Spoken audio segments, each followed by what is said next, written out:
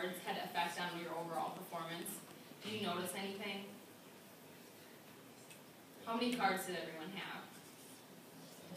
Anyone not have 6? Okay, what place did you take? First. Okay. Did you notice your path? Like, can you tell us a little bit about what you were supposed to do? Down. We went to the first floor, then we had to go to the 4th floor, and then we had to go back down to the 1st floor, and then we had to come up here, and then we were supposed to go down to the basement. And then that's supposed to send you back up here. Okay.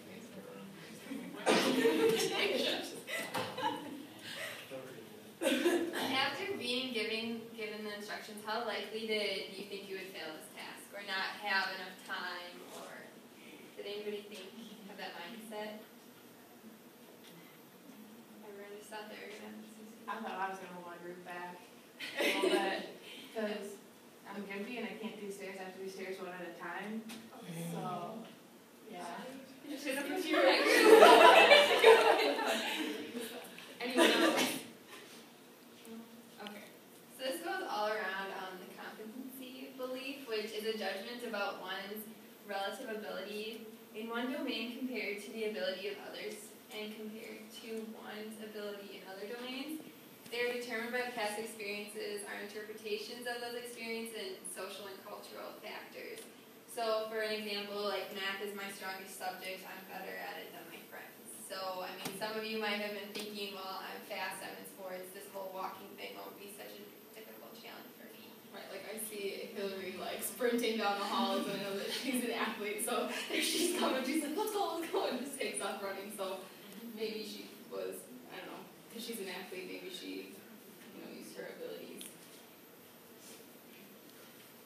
What were your reasons for failure if anyone thought that they failed or didn't live up to their expectations?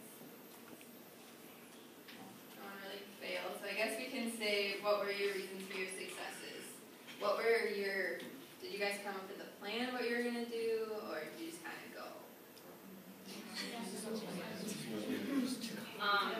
So the group with the yellow cards, do you think that yours would have been different if you had an extra card like everyone else? Because what place did you take?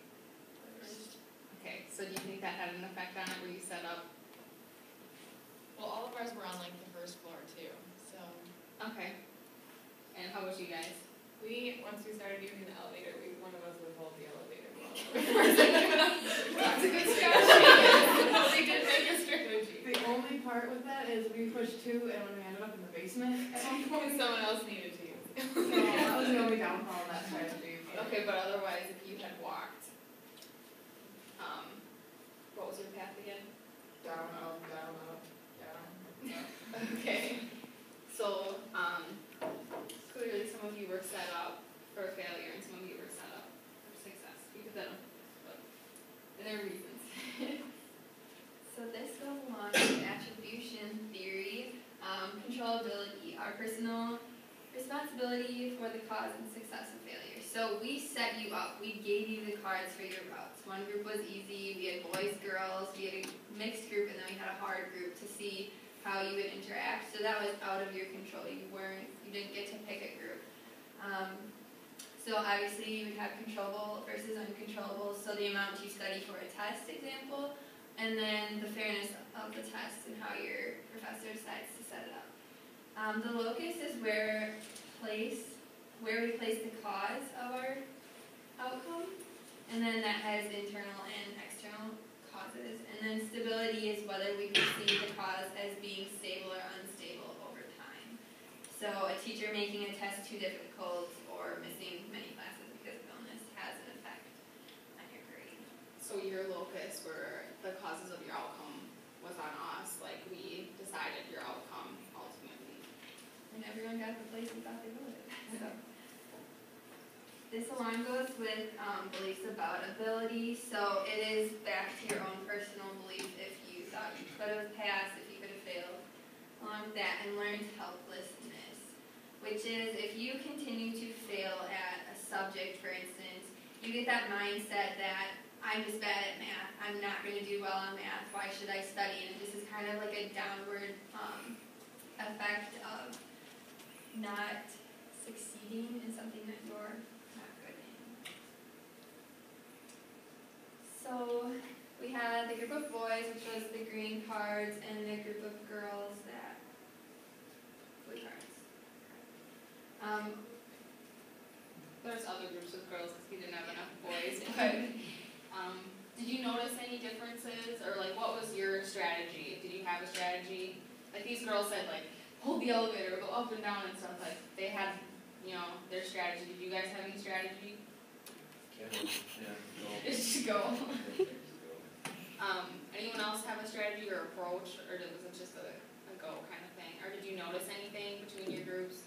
Like, did you guys talk about things, or did you just like read the card and one of you just like took off and let it follow? Exactly that. Did you guys read it out loud for the girls by chance? Kind of. It was too loud. Yeah.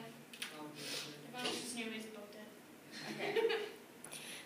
Can I just state too, though, that I was in this group over here, and I just happened to have chosen the group that was the shortest, and I mean, as far as the shortest number of cards, and we didn't run. We weren't in a hurry while everybody else was running around us. We took our pretty good old time. Even made a mistake, went to fix it really quick, and came up here. Still got here before everybody else did. So I thought that was interesting. You know. We weren't sure if there would be any differences between the boys and the girls, but there are some statistics in the textbook that have differences between.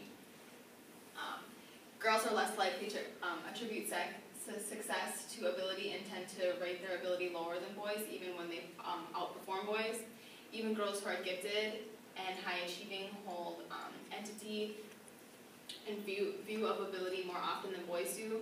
And boys have more positive competency beliefs about math, sciences, and sports, while girls have more positive beliefs about music, reading, and language arts.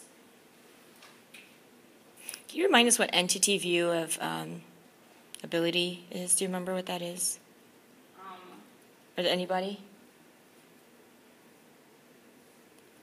Isn't it their own ability to... Not quite. Yeah, go ahead. I thought I saw a hand. An entity view?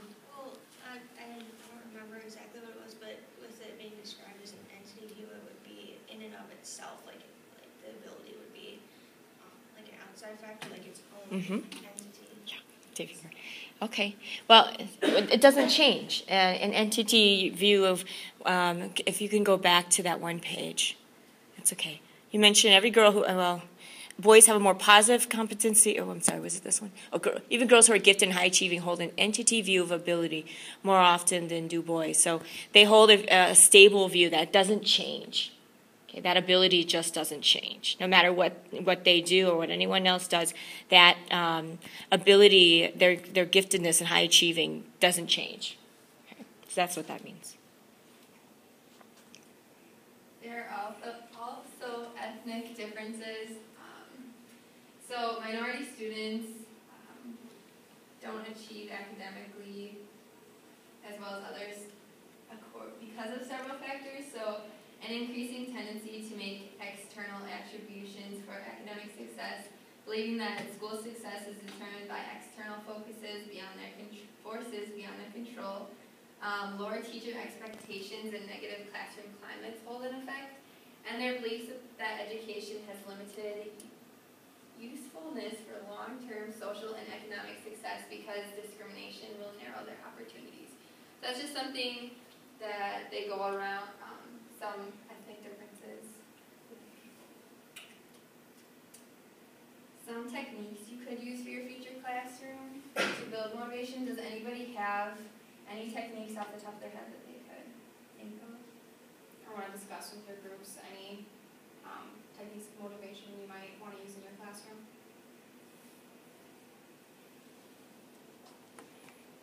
You guys can discuss with your groups about it for a little bit and I'll come back.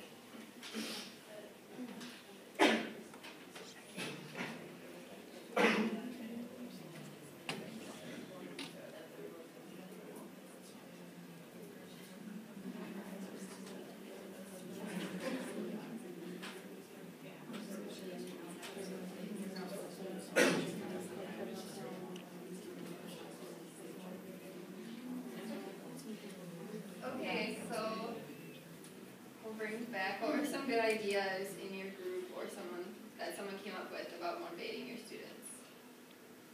How about like 2 different techniques?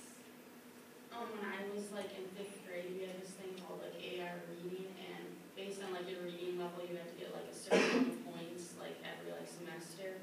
And once you got the points, you could go on like a class field trip. But if you didn't get the points, then you couldn't go with the rest of the class. Yeah, my class had something similar like that, where we would get prizes if you achieved to a certain amount of stickers or whatever it was.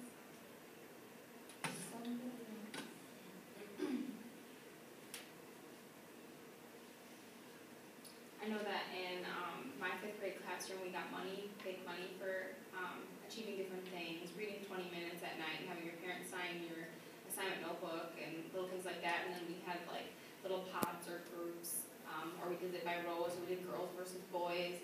And then at the end of the week, we counted up all our money, and you got to pick from a treasure chest. So it's just one way to keep us motivated into reading and doing other things. And we also got it for like treating others with respect and things, if you notice. So that's one way to keep us motivated.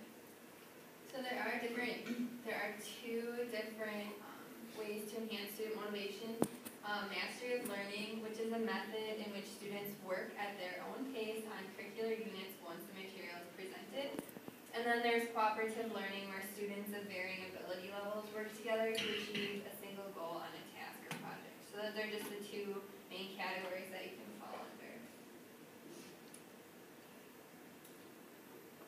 And then for evaluation and recognition, you don't want to tell every student, that high achieving student, good job, and not leave the other student that wasn't doing as well behind. So praise students only when they're doing something well, not for being smart, perfect, or completing an easy task. Take developmental level into account when using praise. And then be aware of motivational strategies such as announcing highest grades, lowest scores, posting praise, and displaying students' work. Emphasizes social comparison, which sometimes isn't the best in different subjects. So that is our module 16 on motivation.